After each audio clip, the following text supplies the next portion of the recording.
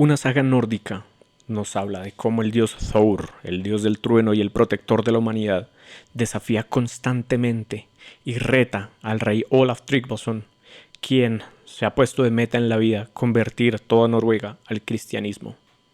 En otra saga, una estatua al dios Freyr de la fertilidad cobra vida, poseída por el espíritu del mismísimo Dios, y se va a los puños con un sacerdote cristiano quien se ha enamorado de una de las sacerdotisas de este Dios.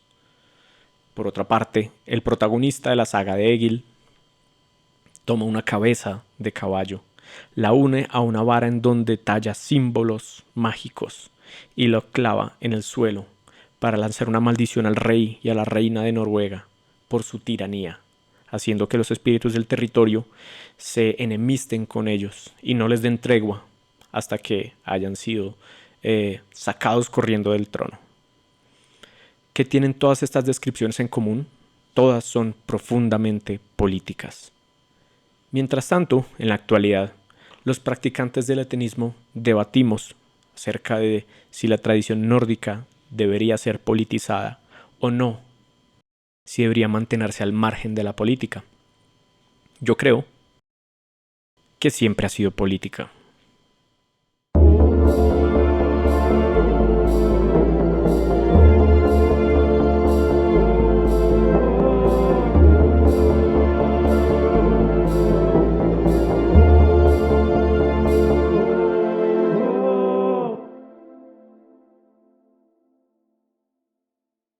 El 28 de abril del presente año, Colombia entró en paro nacional, entre muchas cosas protestando en contra de la reforma tributaria, la reforma a la salud y la reforma pensional, así como el mal manejo de la pandemia, los abusos policiales, etc.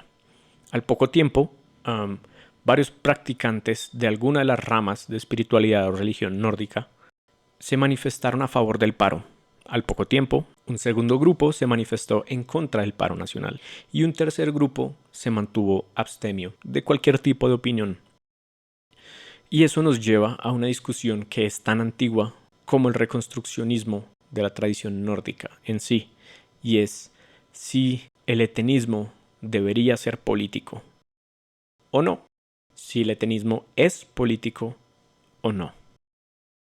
Una de las primeras cosas que tenemos que tener en mente para esta discusión es que si bien puede llegar a ser loable la decisión de intentar mantener el hetenismo alejado de la política, muchas de estas personas y grupos que siguen esta postura política o separatista no lo hacen por las mejores razones o no se dan cuenta de que al hacerlo, para empezar, están tomando una decisión increíblemente política.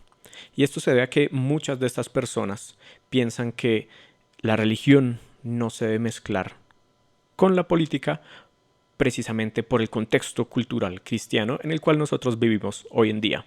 Entonces, hay quienes han construido su creencia, su hetenismo, alrededor de el anticristianismo. Y no estamos hablando de Satan ni nada de esto, nada al anticristo ni nada de esto, sino gente que debido a su contexto se ha cansado del cristianismo, del catolicismo y ha buscado otras formas de espiritualidad.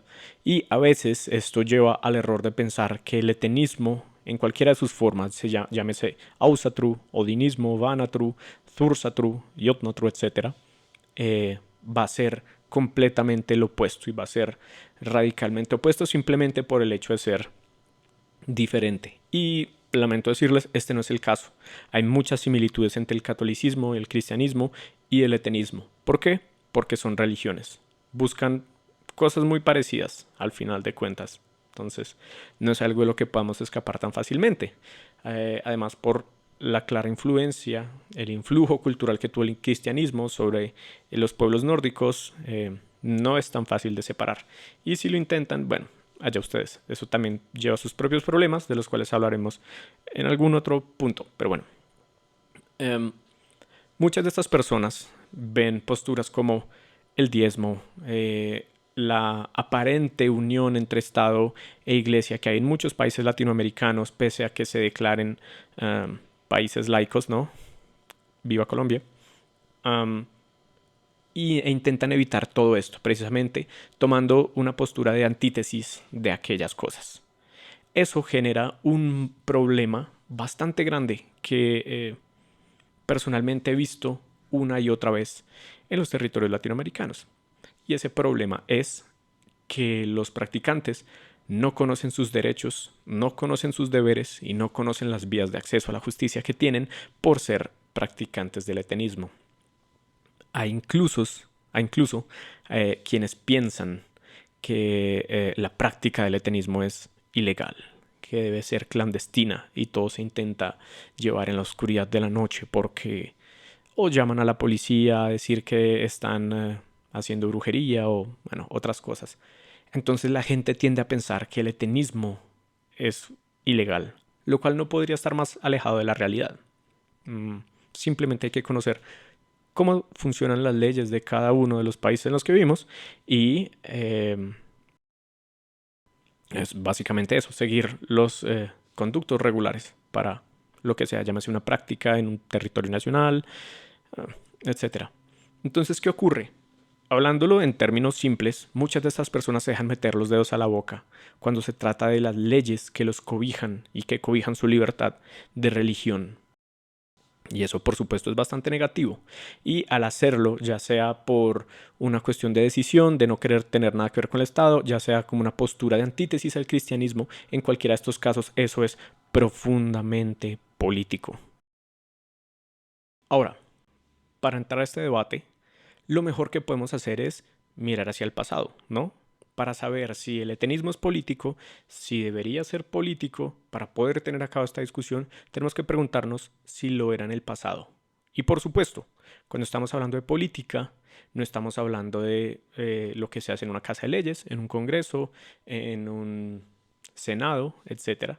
Estamos hablando de las relaciones humanas, de generar estructura, de generar relaciones de poder, de generar organización social. A esto nos referimos política, a eso me refiero con política, que es algo que ocurre a todos los niveles. En el momento en el que decidimos qué nombre utilizar o qué etiqueta utilizar, eso es un acto político. En el momento en el que nosotros decidimos qué símbolos o qué etiquetas no utilizar, eso es un acto político. Pero ya llegaremos a eso. Hablemos del pasado, hablemos de los textos que nos hablan de la tradición nórdica, de la mitología nórdica, por ejemplo. Tenemos las Edas. Las Edas no son en ningún sentido un texto sagrado. La tradición nórdica no tiene textos sagrados. Podemos rastrear el origen de muchos de estos poemas a otros autores, influencias de textos romanos. Podemos ver que muchos de estos textos han sido bastante politizados y más a través del tiempo. Veamos, por ejemplo, la Edda Menor, escrita o recopilada en el siglo XIII por Snorri Sturluson, ¿no? Este islandés, o sea, si vemos más allá del texto, tenemos este personaje. Este personaje siempre quiso pertenecer a la aristocracia islandesa, no lo logró en vida, así que siempre intentaba apelar a la aristocracia islandesa. Y el dios favorito de la aristocracia era, por supuesto, Odin, el dios de la poesía, el dios de la magia, el dios de la sabiduría. Y eso explicaría por qué, cuando nosotros nos enfrentamos a la Edad Menor, vemos que muchas de las historias, de las hazañas, giran alrededor de este dios. Pasa un poco lo mismo en la Edad Mayor, precisamente porque estamos hablando de un contexto islandés.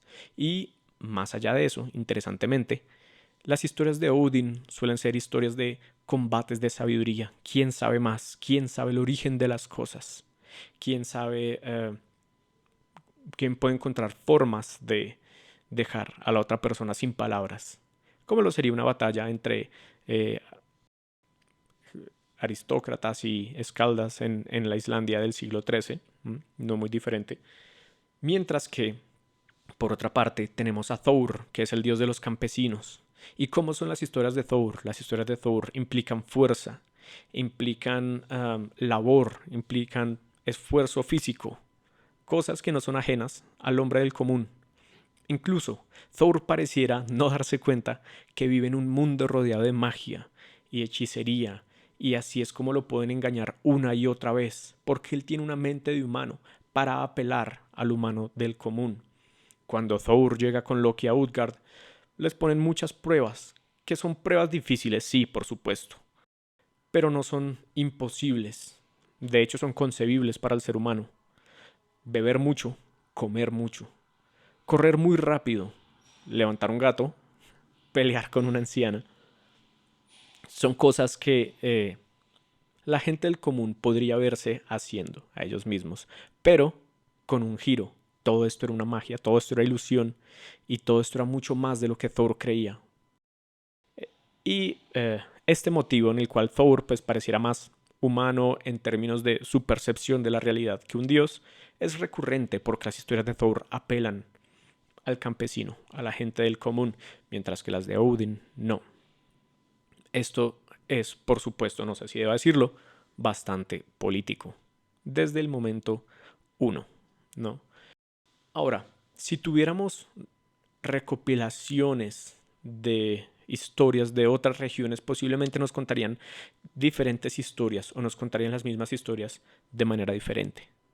Entonces, por ejemplo, si nosotros fuéramos a ver qué historias nos podrían contar los suecos, si existiera algo así como una Edda sueca, veríamos que se nos hablaría más de los dioses de la fertilidad, los Vanir, que de los Aesir, eh, que son los dioses civilizadores, eh, ampliamente venerados en la Islanda medieval.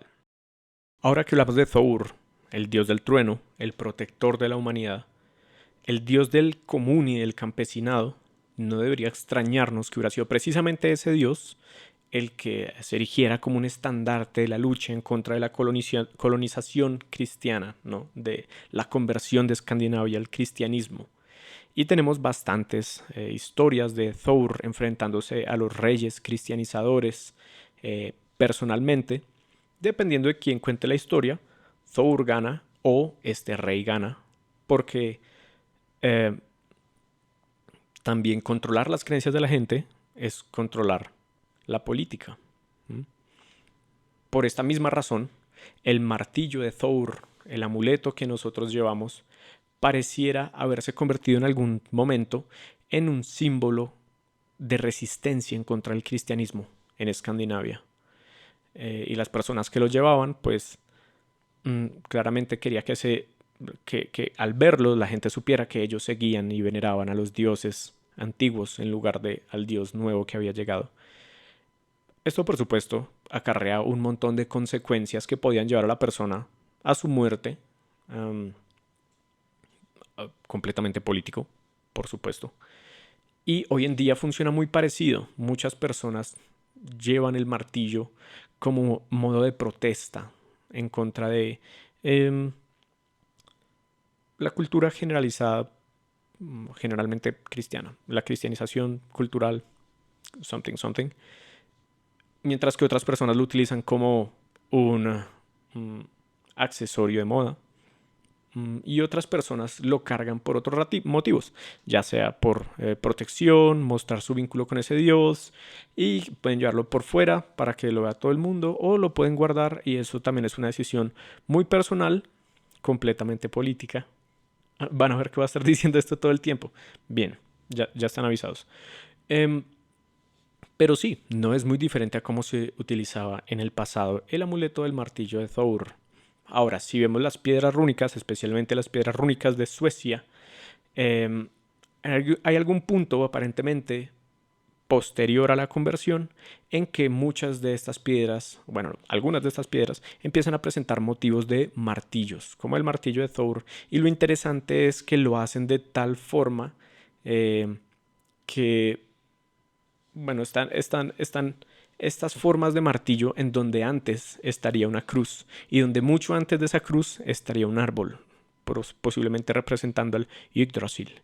Y así los cristianos fueron apelando a la espiritualidad del nórdico, transformando poco a poco sus símbolos, pero vemos que también hay una reacción de reinterpretarlos, volver esa cruz un martillo. Ya saben lo que voy a decir, completamente político. Ahora, siempre que nosotros miramos hacia atrás, siempre que miramos hacia el pasado, eh, existe la posibilidad de que de alguna u otra forma romanticemos el pasado.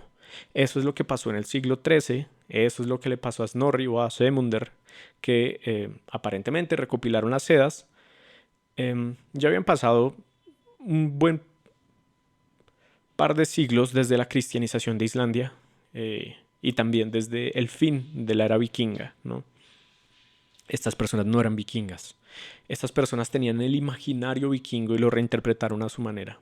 De la misma forma en la que en el siglo XVI y XVII algunos sabios que se dedicaron a recorrer Escandinavia recopilando creencias, folclore, transcribiendo piedras rúnicas, como lo son Johannes Bureus, Ole Wormeus, Olaus Magnus.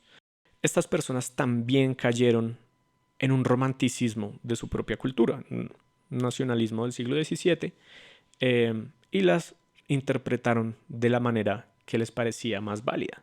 De la misma forma en la que los anarquistas y sindicalistas suecos del siglo XVIII empezaron a escribir poemas acerca de Loki como el liberador, porque cuando Bakunin escribió su poema llamando a Lucifer el primer rebelde, los escandinavos no se sentían muy cercanos a esa figura, ni al Prometeo de la cultura griega, así que decidieron tomar a Loki.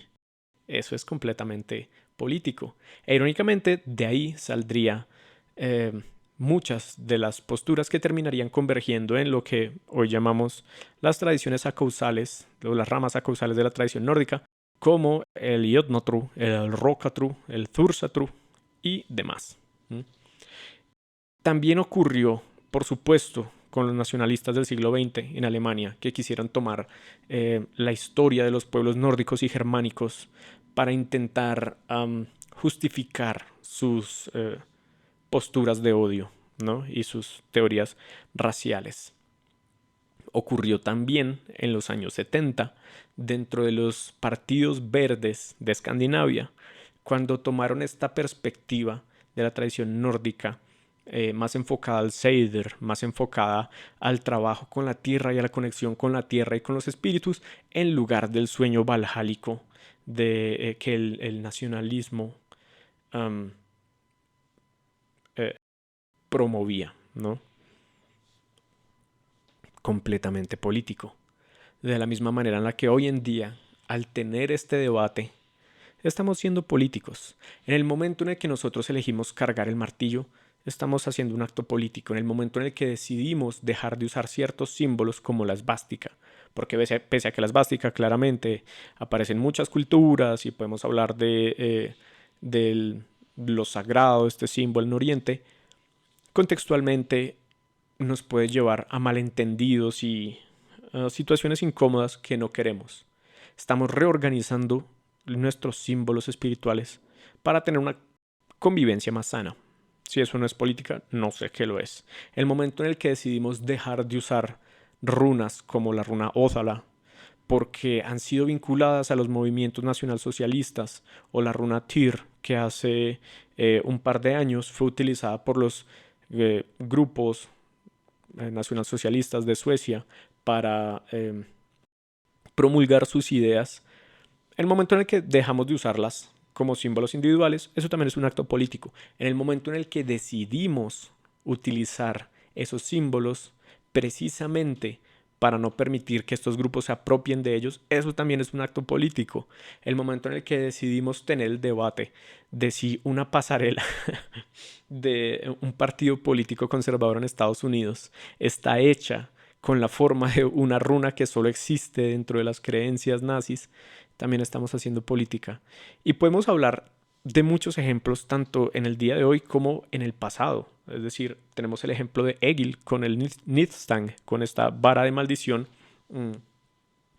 que además es una creencia que no solo, o sea, no es algo que solamente ocurra ahí, no solo es algo que ocurre en la saga de Egil, sino que ocurre en otras sagas, y no solo eso, es una práctica que ha perdurado en el tiempo.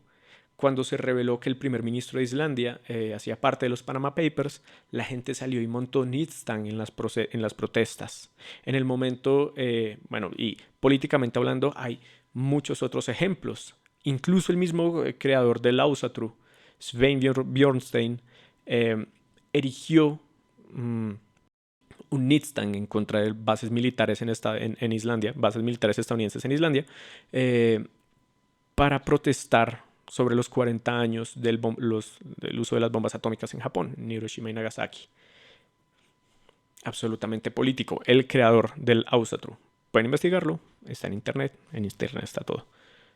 Todas estas cosas son absolutamente políticas. El hecho de que dentro del folclore nórdico nosotros tengamos que ciertos espíritus del territorio se sientan molestos por cuando suena una campana de iglesia, eso es muy poderoso. Es una forma que la gente del común tiene para decir los espíritus del territorio no están de acuerdo con estas creencias sin exponerse personalmente. Y tenemos que de esta misma historia salen varias interpretaciones, ¿no? Entonces, el sacerdote cristiano va a ver esto como una muy buena señal porque está desterrando del territorio a estos demonios que vivían ahí antes.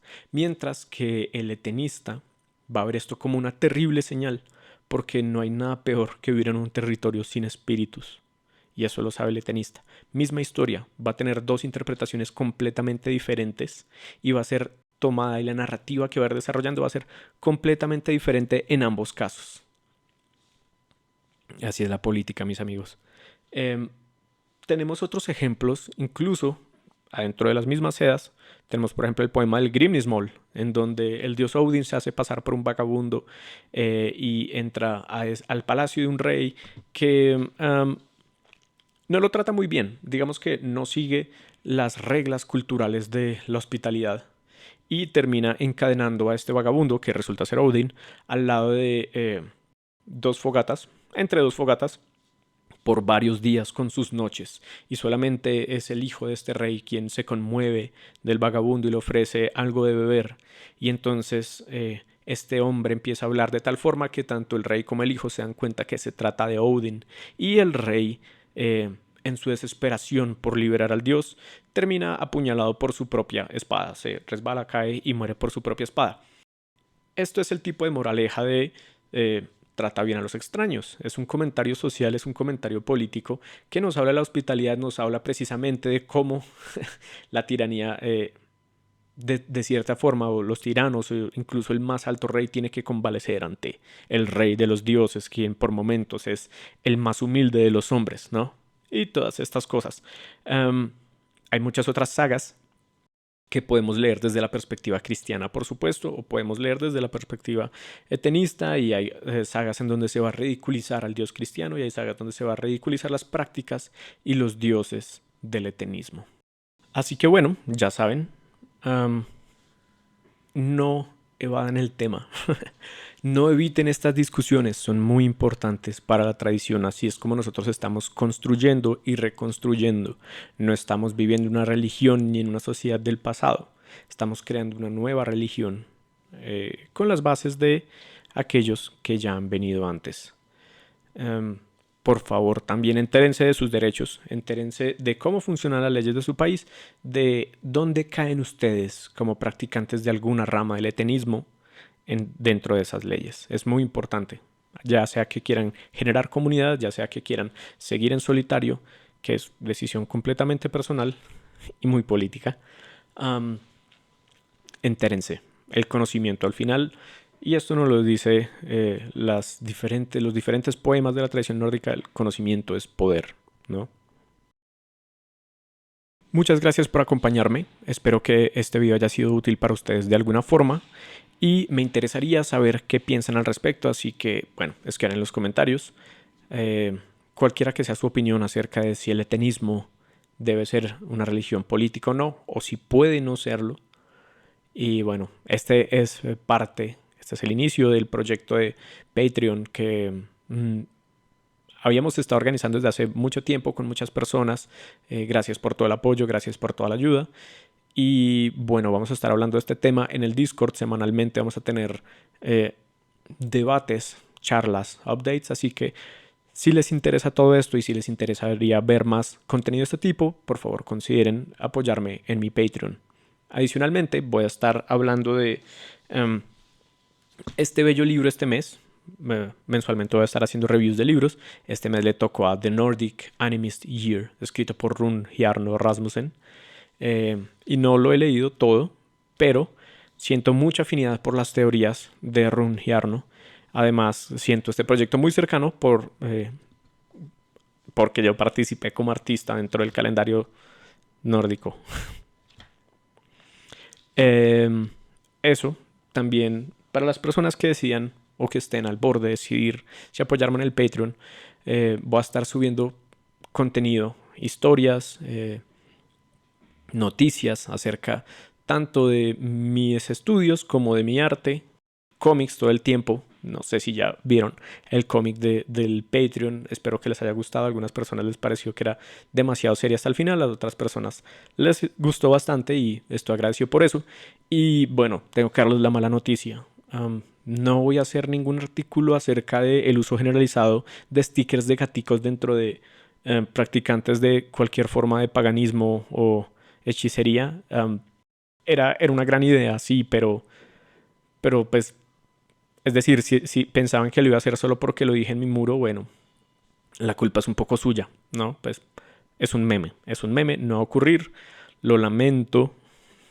Creo que hay cosas más importantes de qué hablar, aunque es una teoría muy válida y yo lo sigo pensando, pero bueno, lo siento. Por otra parte, pues, ¿qué esperaban de mí?